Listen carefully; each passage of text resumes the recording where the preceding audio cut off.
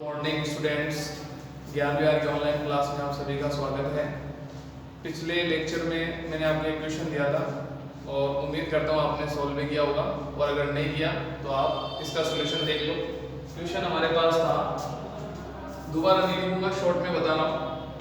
First question हमारे पास था 6 coulomb आवेश को एक बिंदु से दूसरे बिंदु तक लेके जाएं, तो 6 कूलम आवेश को एक बिंदु से दूसरे बिंदु तक लेके जाएं तो उसमें कार्य करना पड़ता है कितना, 30 जूल। कितना करना पड़ता है, 30 जूल। पहले बिंदु पर विद्युत विभव का मान 10 वोल्ट है। फर्स्ट पॉइंट पर विद्युत विभव का मान कितना है, 10 वोल्ट है। तो दूसरे बिंदु पर विद्युत विभव का मान हमें बताना है। तो आपको हिंट भी दिया था, देखो ये हमारे पास विद्युत विभव है। मान लेते हैं यहाँ पर एक बिंदु है A और दूसरा बिंदु है B। अब हम क्या कर रहे हैं, 6 कूलम आवेश को लेके जा रहे हैं। Q = 6 coulomb. उसको ले जाने में कार्य कितना करना पड़ रहा है, 30 जूल। तो पहले बिंदु पर विद्युत विभव का मान VA का मान कितना है, 10 वोल्ट। तो हमें दूसरे बिंदु पर विद्युत विभव का मान बताना है, VB का मान हमें बताना है। ये क्वेश्चन था, ठीक है। अब इसका हम सॉल्यूशन करेंगे। तो हमारे पास फॉर्मूला है विद्युत विभव का, Vp - VA = W/Q, ठीक है। अब यहाँ पर आप देखो, सबसे पहले किसी भी न्यूमेरिकल को करेंगे तो सबसे पहले हम लिखेंगे दिया है, आंसर लिखेंगे तो सबसे पहले हम लिखेंगे दिया है। क्या क्या दे रखा है वो हमें बताना है। तो आवेश की वैल्यू दे रखी है 6 कूलम, कार्य की वैल्यू दे रखी है कितनी, 30 जूल। और फर्स्ट बिंदु पर विद्युत विभव की वैल्यू दे रखी है 10 वोल्ट। तो दूसरे बिंदु पर विद्युत विभव का मान हमें ज्ञात करना है। ये सारी वैल्यू दे रखी है, जो वैल्यू दे रखी है वो इस फॉर्मूले में इनपुट कर देंगे तो हमारे पास फाइनल आंसर आ जाएगा। तो Vp हमें निकालना है माइनस VA का मान कितना दे रखा है, VA का मान दे रखा है 10 वोल्ट। तो यहाँ पे लिखेंगे हम 10। कार्य का मान कितना दे रखा है, कार्य का मान दे रखा है 30 जूल। तो यहाँ पे लिखेंगे 30। और आवेश कितने हैं, 6 कूलम। तो Q = 6। इसको सोल्व करेंगे तो Vp - 10 = इसको सोल्व कर लेंगे तो कितना आ जाएगा, 5। 10 को उधर भेजेंगे कितने हो जाएंगे, प्लस। तो Vp = कितना होगा, 5 + 10 तो कितने हो जाएंगे, Vp = 15 वोल्ट या 15 वोल्ट। तो क्वेश्चन हमारे पास था 6 कूलम आवेश को एक बिंदु से दूसरे बिंदु तक ले जाने पर किए गए कार्य का, 6 कूलम आवेश को एक बिंदु से दूसरे बिंदु तक ले जाने में किए गए कार्य का मान 30 जूल है। और पहले बिंदु पर विद्युत विभव का मान 10 वोल्ट है। तो दूसरे बिंदु पर विद्युत विभव का मान क्या होगा, तो वो होगा हमारे पास Vp = 15 वोल्ट, ठीक है। इस तरह से आप इस सॉल्यूशन को कर सकते हो, और अगर आपने किया है तो आंसर भी आप चेक कर सकते हो, ठीक है। अगले क्वेश्चन के बारे में हम बात करते हैं। नेक्स्ट क्वेश्चन,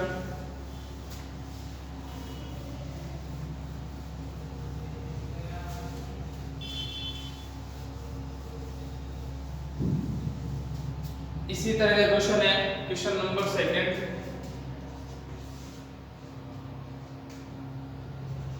क्वेश्चन नंबर 2 की बात करते हैं। 10 कूलम, 10 कूलम, 10 कूलम आवेश को, 10 कूलम आवेश को ले जाने में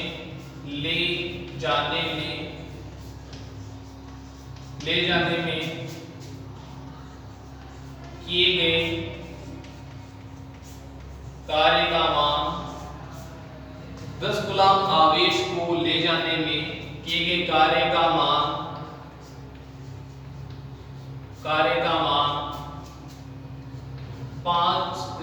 50 जूल, 50 जूल, 50 जूल हो तो विद्युत विभव का मान विद्युत विभव का मान ज्ञात करो। विद्युत विभव का मान ज्ञात करो। देखो 10 कूलाम आवेश को ले जाने में किए गए कार्य का मान कितना है 50 जूल। तो विद्युत विभव का मान ज्ञात करो या विद्युत विभव का मान कितना होगा। तो वही सबसे पहले हम क्या लिखेंगे, दिया हुआ है, क्या क्या दे रखा है वो हम लिखेंगे। दिया है क्या दे रखा है, क्यू की वैल्यू दे रखी है 10 कूलाम, कार्य की वैल्यू दे रखी है कितने 50 जूल। कार्य की वैल्यू कितनी दे रखी है 50 जूल। विद्युत विभव का मान हमें निकालना है, तो V हमें क्या करना है फाइंड करना है, विद्युत विभव का मान हमें निकालना है। तो अब आप देखो विद्युत विभव के एक तो विद्युत विभव का फॉर्मूला मैंने आपको ये बताया था V W/Q, और विद्युत विभवांतर का फॉर्मूला ये था VP - VA W/Q। तो यहाँ पे हम लिखेंगे दिया है, उसके अकॉर्डिंग हमें पता चल जाएगा कौन सा फॉर्मूला कब यूज में लेना है। जैसे पिछले क्वेश्चन में दो बिंदु की बात थी, एक बिंदु पर विद्युत विभव का मान इतना है तो दूसरे बिंदु पर विद्युत विभव का मान ज्ञात करो। जाहिर सी बात यही फॉर्मूला लगेगा, ये नहीं लगेगा कि इसमें दो बिंदु, क्योंकि इसमें दो बिंदुओं पर विद्युत विभव का मान पूछा है। जैसे एक बिंदु पर विद्युत विभव का मान दिया था और दूसरे बिंदु पर विद्युत विभव का मान पूछा था, ठीक है। अब यहाँ पे सिंपल सा है, ओनली विद्युत विभव का मान पूछा है तो हम ये फॉर्मूला यूज में ले सकते हैं। तो आपको पता चल जाएगा कौन सा फॉर्मूला कब यूज करना है। कई बार ऐसा होता है कि सर कौन सा फॉर्मूला कब लगाएं, तो सबसे पहले आप देखो दिया है क्या क्या चीज आपको दे रखी है, कौन कौन सी भौतिक राशि आपको दे रखी है, उसके अकॉर्डिंग आप फॉर्मूले का चुनाव कर सकते हो, चूज कर सकते हो, ठीक है। तो अब सबसे पहले हम क्या करेंगे, दिया है लिखने के बाद जो फॉर्मूला में यूज में लेना है, तो ऐसे भी लिख सकते हैं हम विद्युत विभव की परिभाषा से, या विद्युत विभव का निम्न सूत्र होता है, फिर हम लिख सकते हैं V = W/Q। तो V = W कितना है 50 जूल, Q कितना है 10 कूलाम, 0 से 0 कैंसिल, तो V = कितना आ जाएगा 5 वोल्ट। विद्युत विभव का मान कितना आ जाएगा 5 वोल्ट। एकदम आसान इक्वेशन है, इजीली आप इनको कर सकते हैं, ठीक है। इसके बाद अगले क्वेश्चन के बारे में बात करते हैं। अगला क्वेश्चन जो है वो आपका दूसरे चैप्टर से रिलेटेड है, गाउस वाला जो चैप्टर हमने पढ़ा था उसी से रिलेटेड है, और उसमें एक क्वेश्चन रह गया था तो मैंने सोचा इसको भी मैं करवा देता हूँ। क्वेश्चन क्या है देखो, डायग्राम से समझा देता हूँ। देखो दो गोले हैं, जैसे ये पहला गोला जिसका नाम है S1, ठीक है। पहले गोले का नाम क्या है S1, चलिए यहाँ बाहर लिख लेते हैं S1, ठीक है। पहले गोले का नाम क्या है S1 और इसमें आवेश कितना है, इसमें आवेश है 2 कूलाम, ठीक है। ये दूसरा गोला इसका नाम क्या है S2, ठीक है। और इस गोले के अंदर आवेश कितना है, इस गोले के अंदर आवेश है -3 कूलाम, ठीक है। गाउस का जो हमने गाउस का नियम पढ़ा था दूसरे चैप्टर में, उससे रिलेटेड ये क्वेश्चन है, विद्युत फ्लक्स से रिलेटेड क्वेश्चन है। एक क्वेश्चन ये रह गया था तो ये मैं यहाँ पे करवा रहा हूँ, किसी को प्रॉब्लम नहीं होनी चाहिए। देख लो दो स्फीयर है, दो गोले हैं, पहला गोला है जिसका नाम है S1 और इसके अंदर कितना आवेश है 2 कूलाम। दूसरा वाला जो स्फीयर है गोला है, इसके अंदर इसका नाम क्या है S2 और इसके अंदर आवेश कितना है -3 कूलाम। तो आपको बताना है पहले गोले से निर्गत विद्युत फ्लक्स का मान, पहले गोले से निर्गत S1 से निर्गत विद्युत फ्लक्स का मान कितना है φ1, दूसरे गोले से निर्गत विद्युत फ्लक्स का मान कितना है वो है φ2। तो आपको बताना है φ1/φ2 का अनुपात क्या होगा। क्वेश्चन में एक बार वापस बोल रहा हूं, ध्यान से देखो।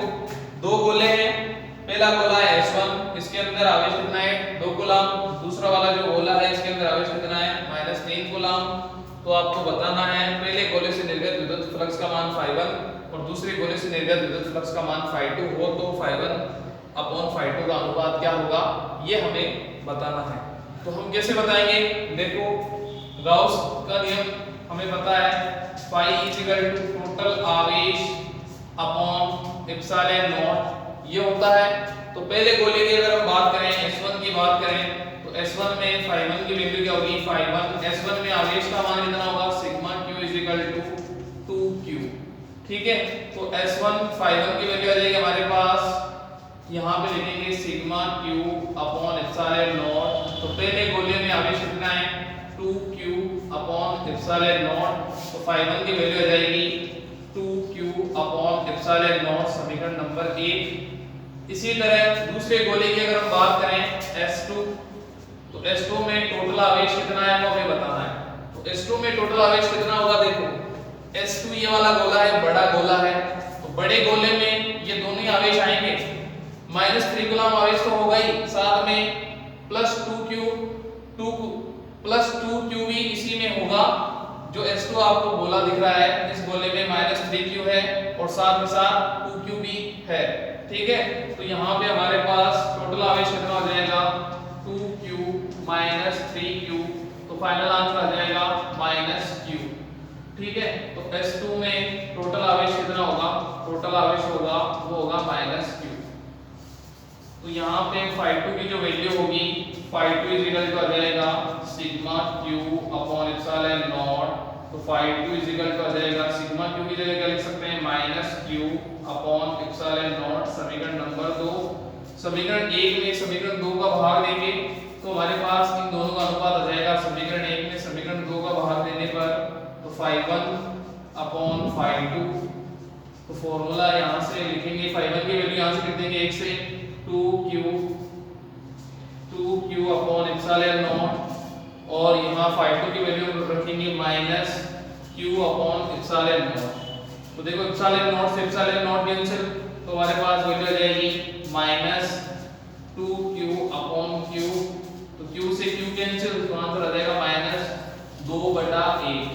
तो फाई1 और फाई2 का जो अनुपात होगा फाई1 अपॉन फाई2 का जो अनुपात होगा -2/1। तो पहले और दूसरे गोले से निर्गत विद्युत फ्लक्स का मान होगा -2/1। एक बार वापस बोल रहा हूं ध्यान से देख लो। हमारे पास दो गोले हैं S1 छोटा गोला है जिसके अंदर आवेश है 2q और S2 बड़ा गोला है जिसमें आपको आवेश दिख रहा है -3q।